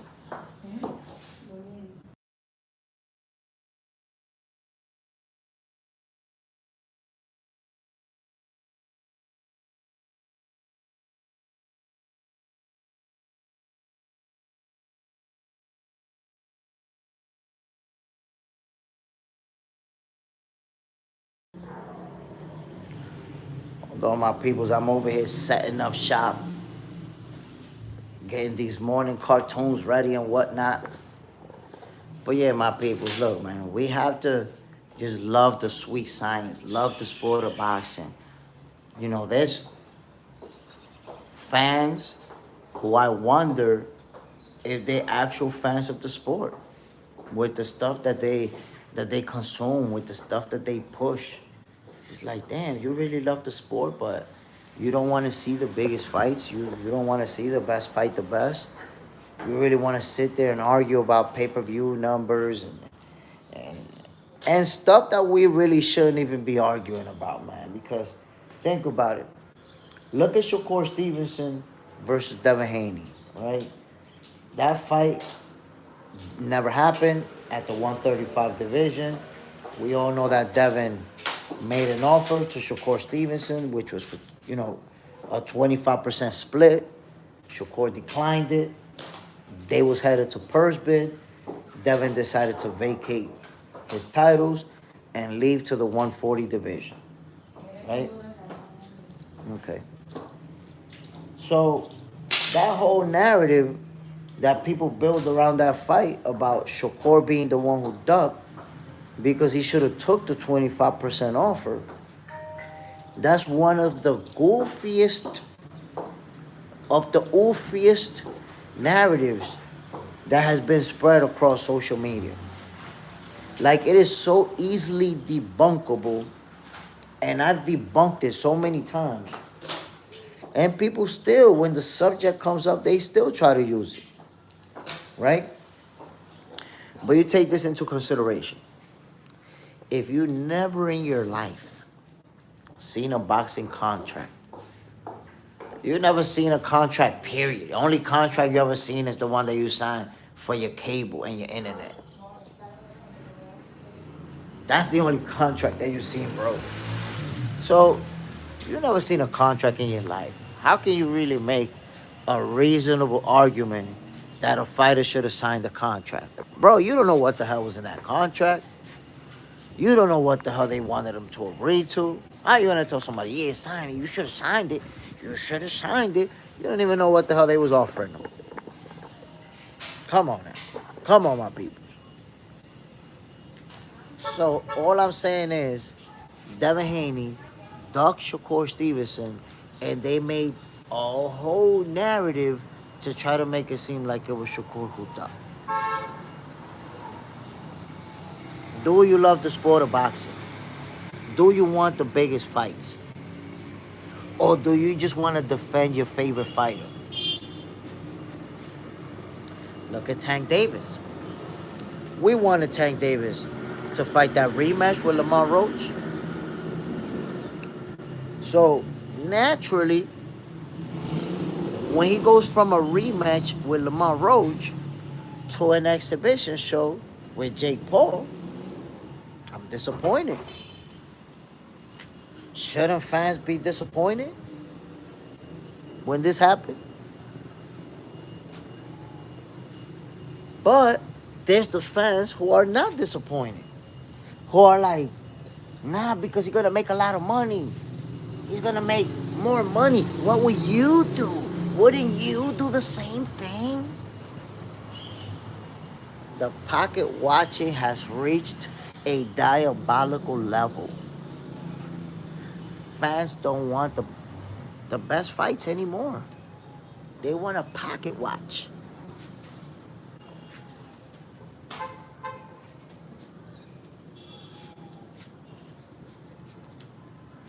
Apparently, it's not a duck because Tank Davis is going to make a lot of money. When has that ever been even a thing?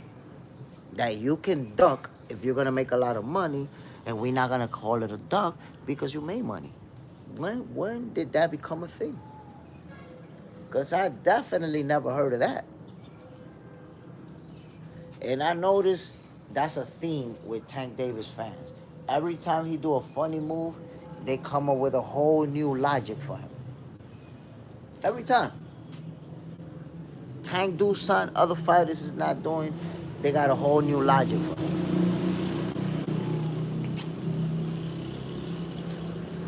What I don't understand is, how is it that the Tankomaniacs could tell me Terence Crawford didn't beat Hall of Famers? Terence Crawford, he's a hype job. Terence Crawford didn't beat a bunch of pound for pound fighters in the world. And then when I say, nah, but who Tank Davis beat? No, because Tank Davis made a lot of money. And he's gonna make a lot of money. So with all the other fighters, you asking them to search for legacy. You asking them to fight the best.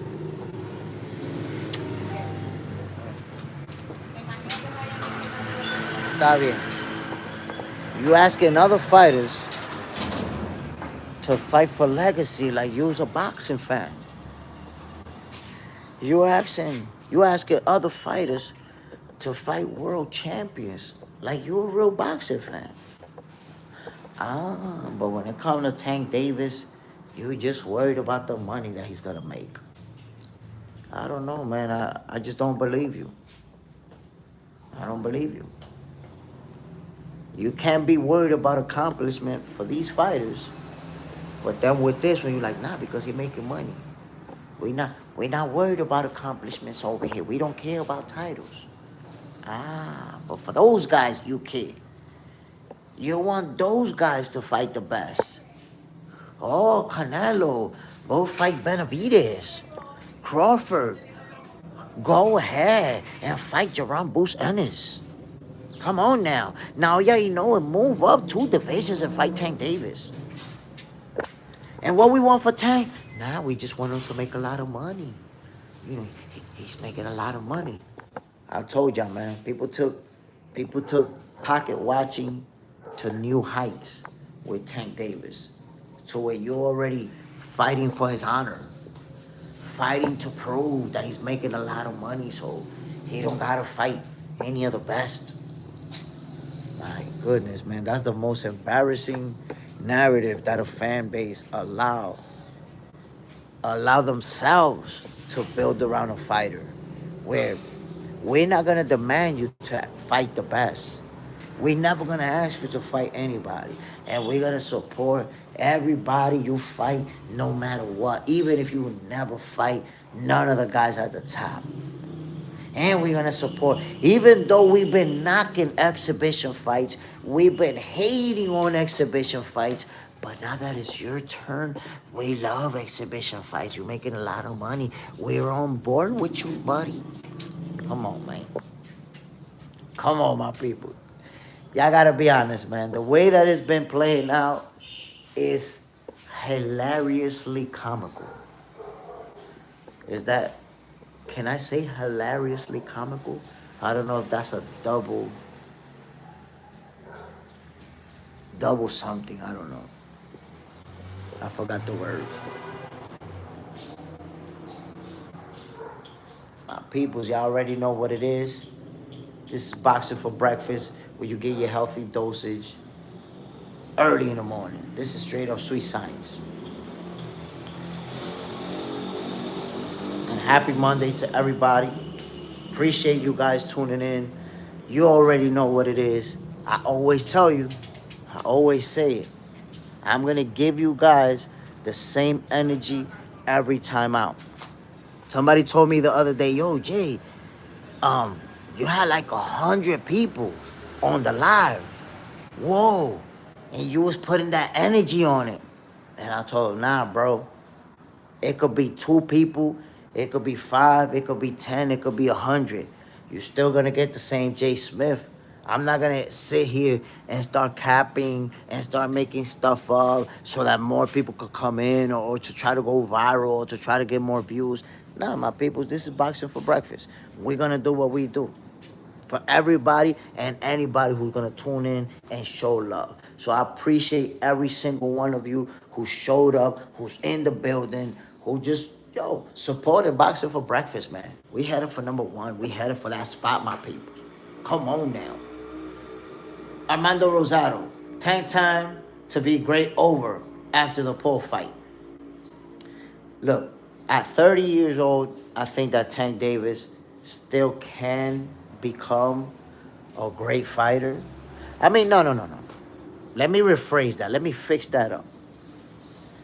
Tank Davis is a great fighter.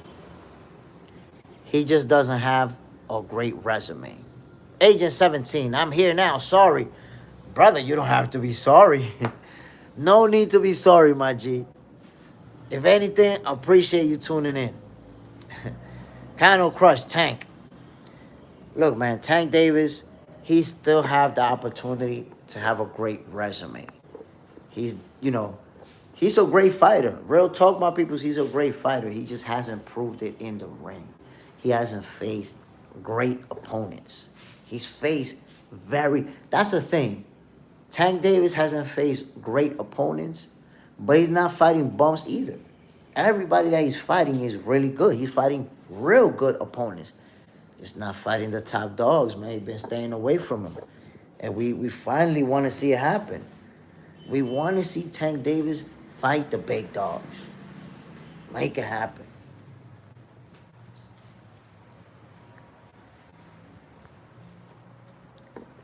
My peoples, you already know what it is. Happy Monday to everybody tuning in. This is a brand new episode of Boxing for Breakfast. Yo, Jay Smith, I'm in the building. Canelo Alvarez, Terence Crawford. That fight is going to happen in 2 weeks, my peoples. That's it. Not 2 weeks, 12 days. 12 days. All the predictions, all the trash talking, all the back and forth. That's it, man. We about to get that. We about to get that smoke. I can't wait, y'all. I really can't wait. I really can't wait because the way that this whole thing has played out, it just gives me that Errol Spence vibe, my peoples. I'm getting that Errol Spence vibes. The same. Look, I want you to think about this, guys.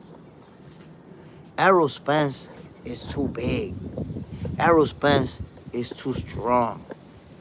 Terence Crawford is not going to be able to handle the pressure. It was Tank Davis who said Crawford is going to break him down.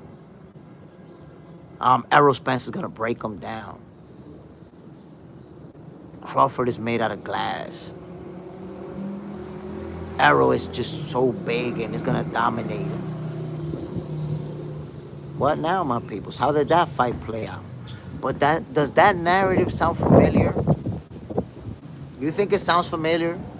Errol's too big, too strong. Crawford is not going to be able to handle the power. Doesn't that sound familiar? Like a familiar narrative? The ill will. Bam. I would say it sounds like a very familiar narrative. Errol was so big and Crawford was not going to be able to handle his power. And eventually, Errol Spence was going to break him down and stop him. Because Crawford is too small. Damn, that sounds real familiar. Real familiar. The ill will. Spence don't compare to Canelo. I'm not comparing Spence and Canelo. I'm comparing the narrative. Doesn't it sound like a familiar narrative? Let's not talk about Canelo for a second. But do you remember when they said the Errol was too strong? And Errol was going to walk him down and beat him up? And Crawford wasn't going to be able to handle the pressure? Crawford wasn't going to be able to handle the power? Crawford is too small? Errol's too big? Do you remember that? Do all those comments sound familiar to you? I'm not saying that Errol and Canelo's the same, but do all those comments sound familiar? That's what I'm saying. You're gonna notice that 100% of the narrative that was built around why Errol was gonna win that fight is the same narrative right now around why Canelo's gonna win this fight. So if you think that Canelo is the better fighter and that's why he's going to win, that's cool. I respect that. But if your argument is that Canelo's the bigger guy, thus he's going to win, you cooked. Because what you're showing is that you didn't learn from the last time that you assumed size was gonna make the difference. The last time you assumed size was gonna make the difference, okay, you didn't know no better. But now, you should know that size is not what dictates the outcome. That's why I say when it comes to Terence Crawford and Canelo Alvarez, and I want you to think, about this. When it comes to, hold on. When it comes to Terence Crawford and Canelo Alvarez, a lot of people are not making a prediction based on what they see. They're making a prediction based on what they're hoping happens, what they want to happen. So they're like, oh yeah, Canelo Alvarez is gonna knock him out. It's gonna make him look easy. It's not because they believe it. It's because that's what they want to happen. But I promise you, a lot of them don't even believe that. That's why they making up excuses already. They already making up the excuses, bro, as to why Crawford is gonna win that fight. Canelo's not the same anymore. He's younger than Crawford, but he's not the same anymore. And Crawford, he's on snack. All the fake narrative that they already building around Crawford. Why? Because they already know he's gonna whoop that ass. But at the end of the day, it's hilarious to see people come up with these whack job conspiracies just to hate on an undefeated fighter. Then you bring up Madrimov and Gamboa, two fighters that Terence Crawford beat, and you don't want to hear about the guys that whoop Canelo Alvarez. We're going to see it all play out on September 13th.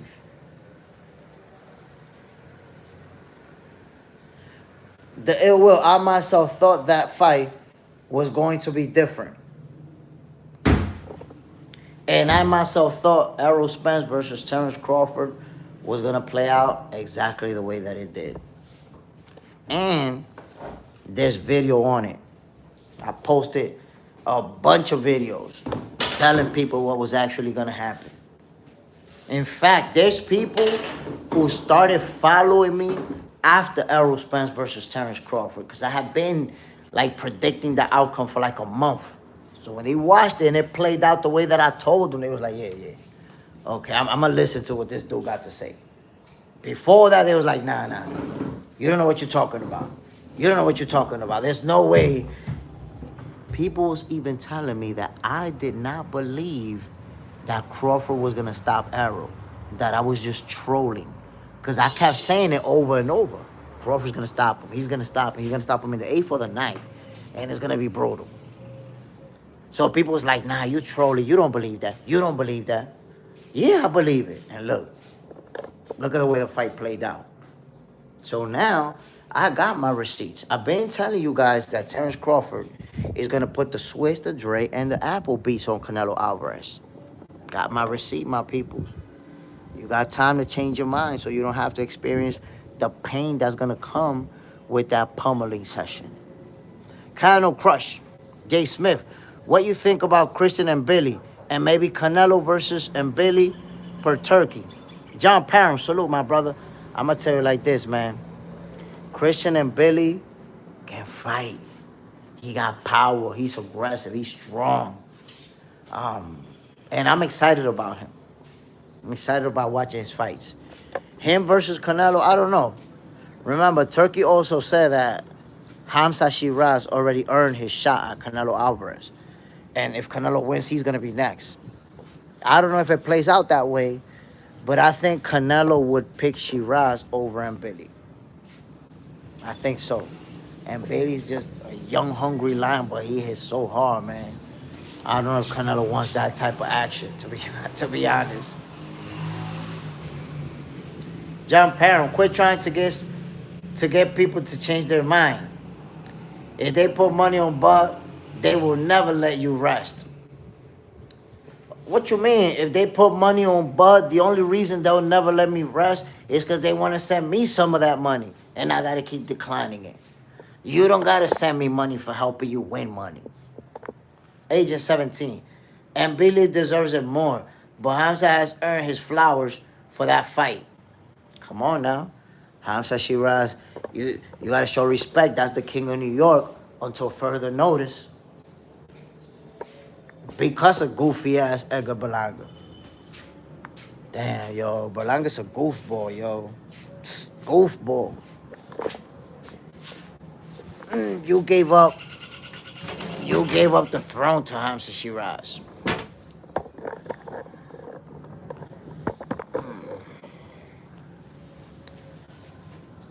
My peoples, but I tell you, man, I am super excited about Crawford versus Canelo. That's it, 2 more weekends, man, and we're gonna get that action.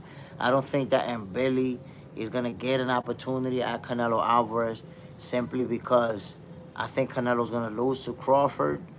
He's gonna reset. He's gonna look. In fact, I think Canelo's just gonna look to fight big names, big fights, big money. So, and Billy, he's a guy coming up. I spoke about that earlier. When it's an established champion on his way out, it's tough for them to make the decision to fight a guy that's coming up, that's trying to get the opportunity, that's trying to break in. Because it's a great fight for the fans. People want to see it. But as far as money goes, there's going to be a bunch of opponents where he could make a lot more money than that. So, will we see Canelo Alvarez versus Billy? I don't know, bro. I don't know. That's my take. John Pound, Berlanga missed the attention, not the sport. Listen, man, Edgar Berlanga, I want to see what's next for him. How is he gonna look? And how far? Look, I already told y'all, man. Me personally, I don't think Edgar Berlanga is what he think he is or who he say he is. I don't believe him. And it's not because he lost that fight. It's not. If you've been, subscribed to the channel long enough, you know that I've been telling you guys, I'm not sold on Edgar Berlanga. I hopped off the bandwagon when I saw that he started, dressing like a rapper, talking about the King of New York and all this other stuff. And people don't realize it, but before the Canelo fight, Berlanga went to war with a couple of guys, man. Regular guys that took him the distance. Not regular guys, decent fighters. But Jason Quigley is not no world caliber champ, no world caliber type of fighter. And Quigley was putting all type of hands on Berlanga, which that fight, by the way, could have went either way. There's people that felt like Berlanga lost that fight to Quigley. And again, no disrespect to Quigley. Like I said, he can fight. But he's not a world caliber type of fighter. He's not a world champion. He's not a guy who's been on that big stage. Put all type of hands on Edgar Berlanga right before he fought Canelo Alvarez. So when I saw him struggle versus a couple of opponents who were good fighters but not top level guys, and then I saw the way he started acting when he got money, I was like, nah, this guy's not cut from that cloth. I said I didn't believe in him. So I had Hamza Shiraz baiting him. And I said it before the fight. The ill will. I want to see Berlanga versus Munguia. I like that fight. That's a good fight. But let's see what Berlanga's going to do. Because, the way that he got pummeled, you want to see if he's going to maybe take a couple of easy fights or go for a tough opponent. John Parham, give me Berlanga and Jake in a real match. I'd actually pay for that shit. Berlanga and Jake Paul, Jake Paul is not going to fight a guy like Berlanga. Berlanga will beat his ass. To be honest, I'd like to see Jake Paul just fight somebody around his age, around his boxing experience, right around it. That's what I want to see him fight. All these gimmick fights, I don't want to see them anymore. It's like, okay, I already know you know how to box. You already been training for 6 years. Okay, cool. Can you fight somebody around your age and weight and size and weight class and all that stuff? So my favorite fight for Jake Paul would be him fighting a 28-year-old, 27-year-old prospect with 10 professional fights, maybe one loss. That's my dream fight for Jake Paul. Fights, all this stuff that you're doing, these gimmick fights, come on. Let's get a real one. You see, he tried it with Tommy Fury, got beat. Cool. But try it again now. You see, Tommy Fury, that was a real fight. Try it again. Let me get one of those. Where you can see Jake Paul fighting somebody that's right around his physical level. He doesn't have the physical advantage because he's fighting somebody who's a grandfather, literally, or fighting somebody who's 5 feet shorter than him. I'm tired of it. Honestly, I'm tired of it, my people. I want to see the good fights, the big fights. And if Jake Paul wants to make the big fights, cool, but fight somebody. Stop fighting the retired guys and the guys that practice other sports. I don't want to see it. I don't want to see it no more. I'm done with it. John Parham, the pressure would be good with Berlanga and Jake for sure. But Berlanga is 4-5 tops for sure.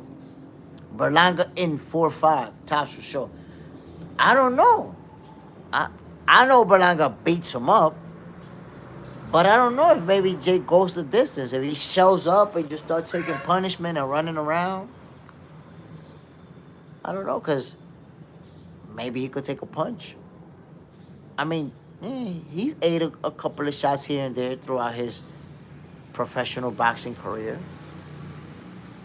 Maybe it goes the distance. But he's not going to be... Look, Jake Paul is not going to be anybody who's even close to the skill level of Edgar Berlanga. Ryan. Hold on, my people.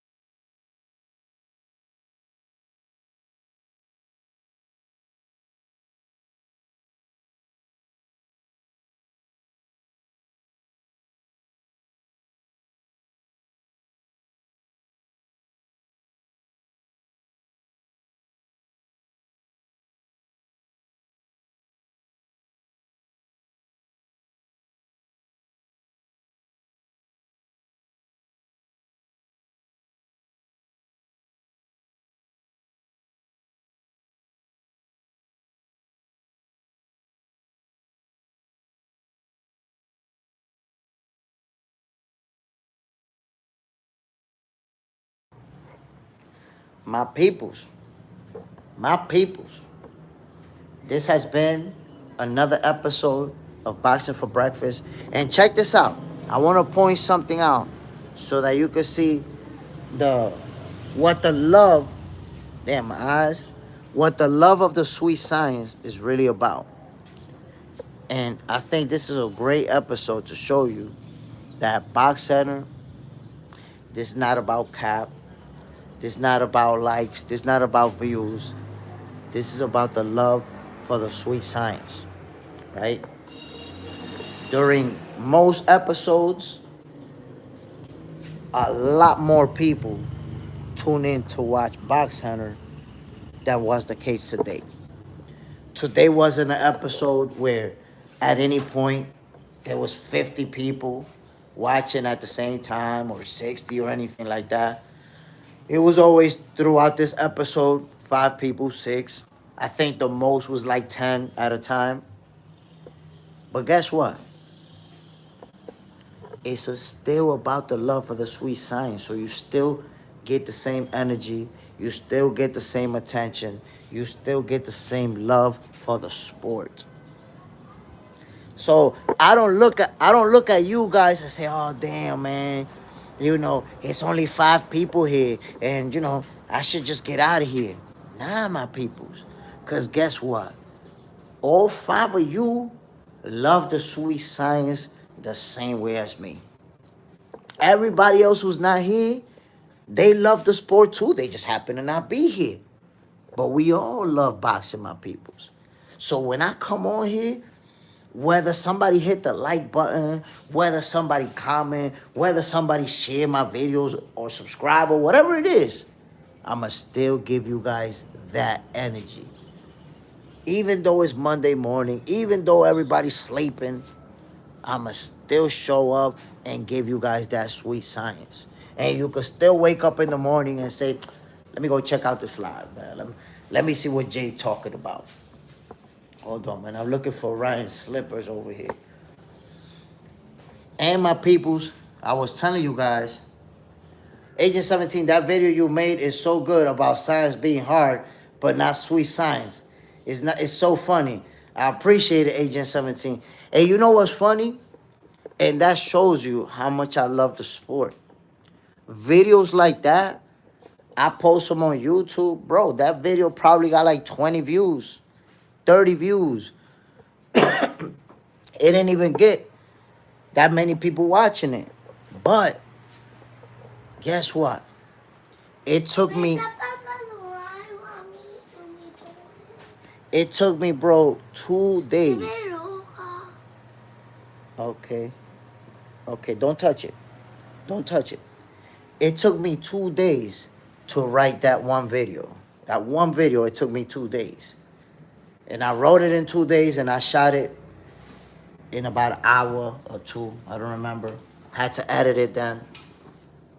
So a lot of work, bro, goes into that video. And not even that many people watch it. But I know that the few people who watch it, they're gonna appreciate it. I made that video, bro, and it don't even got that many views. And I got more than 10 messages the same day. Yo, Jay, that video is so creative, man. That thing is fire. Oh, my God, Jay. They need you at ESPN. Yo, you got to go to the zone. All this other stuff over that one video. So it's not about how many people are watching. I appreciate it. If, thousands of people tune in and watch. But, bro, it could be 2 people. And I'm going to still give you guys that same energy. Why? Because we talking boxing, my people. We love the sweet science. And then we got Terence Crawford versus Canelo Alvarez. That's going down literally in 12 days, not even 2 weeks. How could we not be excited about that fight? So I'm excited about what's going to happen in boxing. It could be 100 people tuning in to Boxing for Breakfast. It could be 2. I'm still just as excited, my peoples. I'm still just as happy for what's coming up. And I'm still trying to give you guys that sweet science. Which, by the way, check this out. Check this out. Bam. 13 likes. Let's go. Look at that. That's 42 kilometers, my peoples, that I ran in 2021, right? That's another 42 kilometers that I ran. That was like in 2022. That's another 42 kilometers. Yo, y'all boy Jay Smith be running marathons, y'all. Don't play with me. Look at this. Another 42 kilometers in 2019.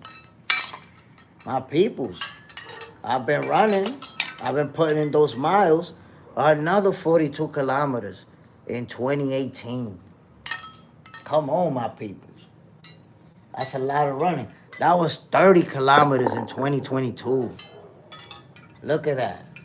The one for 21 kilometers is too many. The half marathons is just too many of them. So I'm just showing y'all the full marathon joints, my people. Check it. 42 kilometers. 2022. My people. Look, this is funny. This is funny right here. This is a marathon medal. And it's for 42 kilometers. And it's like one of the most special marathons because it's the first one that they ever did here in the Dominican Republic. That they've been doing this marathon since 1928. Imagine that. This is the first one. And look at the medal, y'all. a little flimsy piece of wood. Look. But people cherish that one a lot. Even though it's a little piece of wood, it's not about the material, it's about the accomplishment. So, ladies and gentlemen, I'm about to end. Hold on, Ryan. Let me get your slippers. I'm about to end this episode of Boxing for Breakfast. But before I do, I want you guys. Hold on one second. Hold on. I'm going to get you the slippers. Before I end this episode of Boxing for Breakfast, I want you guys to use it as an example and as a motivation. Things don't always go the way you want them to, right? Wood is crazy but different, yo. It's crazy. It look flimsy as hell, bro. Um, Things don't always work out the way that you want them to, right? If it was up to me, this episode of Boxing for Breakfast, with only 2 weeks away from Canelo versus Crawford, it would have been 100 of us up in here, 200 of us up in here arguing about this fight, having a good time with it. But it was only 10 of us, 7 of us, 6 of us at a time, and we still talking boxing, my peoples. So when things don't work out the way you wish they would, don't slow down. Don't stop. Keep pushing it. Keep going forward, because you already know that Box Center is one of the best. There's no getting around that. We already know that. So keep pushing, my peoples. Whatever it is that you're doing, whatever it is that you're trying to accomplish, keep pushing, my people. We're going to get there. I appreciate everybody tuning in. Y'all already know this was a brand new episode of Boxing for Breakfast, your favorite boxers, favorite boxing show. I'm going to see y'all tomorrow, 6 in the morning, sharp. We're going to be talking boxing, my people. We're going to do what we do. I'm out of here, my people. This is Jay Smith signing off. Salute to everybody who tuned in. John Parham, JJ's in there, has Superman, and everybody else who showed love this morning. I'm out of here, my peoples. Bam.